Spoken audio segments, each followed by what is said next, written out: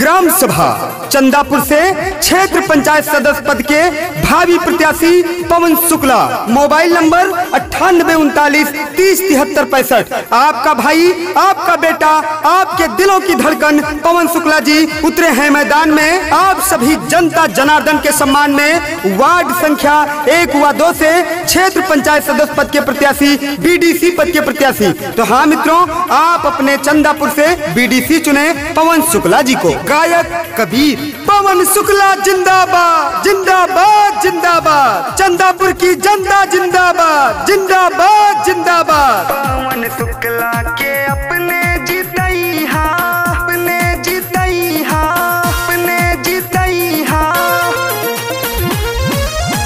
पवन शुक्ला के अपने जीतई हा, पूरा होई सब अरमान। बीडीसी में दीहा मतदान, पवन शुक्ला जी बाटे हो चंदापुर के साथ।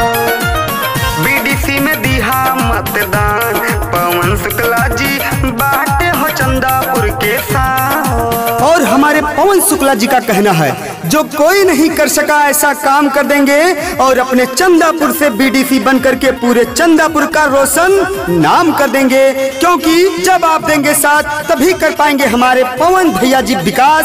और इस समय अपने चंदापुर में विकास की गंगा बहाएं और अपना बीडीसी सिर्फ और सिर्फ पवन शुक्ला जी को ही चुने। आपका भाई, आपका बेटा पवन शुक्ला, वार्ड संख्या 1, 2। सबही के काम होई, सबके विकास हो। पवन भैया नहीं करी है निराश हो, पवन भैया नहीं करी है निराश हो। माई के बेटा हमें बहनों के भाई, पले हैं गरीबी में गरीबों के सहाई। हाथ जोड़ का हाथानी सबही से दादा, रखी है बेटुआ के ध्यान। बीडीसी में दीहा मतदान, पवन शुक्ला जी बाटे हो चंदापुर के साथ। बीडीसी में दीहा मतदान, पवन शुक्ला जी बाटे हो चंदापुर के साथ। दिन हो या रात, रहते सभी के साथ, अमीर हो या गरीब, करते सभी से मुलाकात। हमारे पवन शुक्ला जी, जिनको आप भली भांति जानते हैं, सबसे बराबर मिलते हैं, सबका हालचाल लेते हैं, सबका फोन उठाते हैं, सबको एक समान समझते हैं, सबको अपने दिल में बसा के रखते हैं। हमारे पवन शुक्ला जी ग्राम सभा चंदापुर से क्षेत्र पंचायत सदस्य पद के भावी प्रत्याशी पवन शुक्ला। तो हाँ मित्रों, आपका भाई, आपका बेटा पवन शुक्ला। वार्ड संख्या 1, 2 के सुंदर बनई है, गली गली यार सीसी रोड लगवई है, गली गली यार सीसी रोड लगवई है।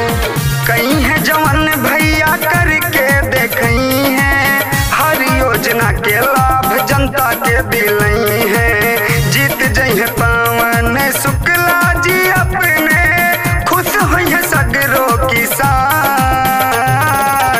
बीडीसी में दीहा मतदान, पवन शुक्ला के बीडीसी में दीहा मतदान। बाटे हो चंदापुर के शान, पवन शुक्ला जी बाटे हो चंदापुर के शान। सुना है आज समंदर को बड़ा गुमान आया है, सुना है आज समंदर को बड़ा गुमान आया है, उधर ही ले चलो कश्ती जिधर तूफान आया है। आपका भाई, आपका बेटा, आपके दिलों पे राज करने वाला, आपके दुखों में शामिल होने वाला, आपका भाई पवन शुक्ला, बीडीसी पद के प्रत्याशी, जिनका कहना है वादा नहीं विकास करेंगे, जन जन का सम्मान करेंगे, झूठे वादे नहीं करेंगे। सगरो गरीबवन के सथवा निभावे, कोनो परेशानी हुए दौड़ा चलावे, कोनो परेशानी हुए दौड़ा चलावे। जात पात के ना कोनो भेद भाव कर दे, सिपाही शुक्ला जी का में सबके आवे। जो भी कहते हैं करके दिखा दे, इनके अलग है पहचान। बीडीसी में दीहा मतदान, पवन शुक्ला के बीडीसी में दीहा मतदान। बाटे हो चंदापुर के शान, पवन शुक्ला जी चंदापुर के शान।